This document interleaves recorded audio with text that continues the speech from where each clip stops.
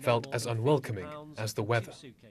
They have been milking the economy of the country. The former military ruler, President Idi Amin, said Uganda's Asians, brought to the country by the British, were depriving black Africans of opportunities and gave Asians who held British passports 90 days to leave the country or face being put in concentration camps. One of them was Mansour Mogul, a businessman and a prominent member of Uganda's Asian community who had met Amin on several occasions. Because I had to flee the country in the darkness of the night with my wife and children because my life was threatened.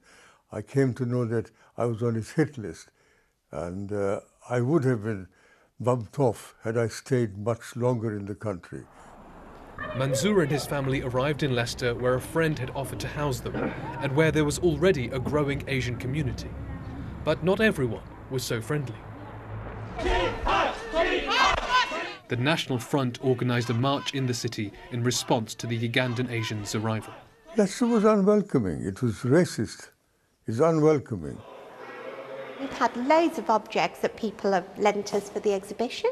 In the city today, there is an exhibition marking 50 years since the arrival of the Ugandan Asians. And the woman who's organised it was one of them.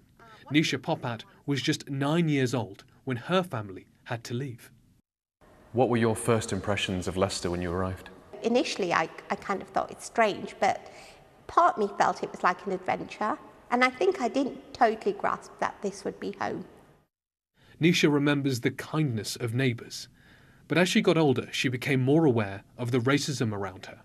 She recalls one incident at a fun fair she attended with her brother, where there were other Asian families. And then all of a sudden, there was a group of young men, skinheads, who just literally ran across the park. They pulled out the stakes from the ground, and they were starting to hit the people. And it was families with young children. It was just horrible. And my brother just grabbed my hand, and we ran like mad. The discrimination was perhaps no surprise. Leicester City Council had published an advert in a Ugandan national newspaper discouraging Asians from coming to the city, claiming its resources were too strained. The advert was an appalling thing to do. I think perhaps it was counterproductive because probably it alerted people to the fact that there was this place called Leicester and there was already an established community here that they might want to join. Every aspect of the city's life has enormously benefited from everything that they've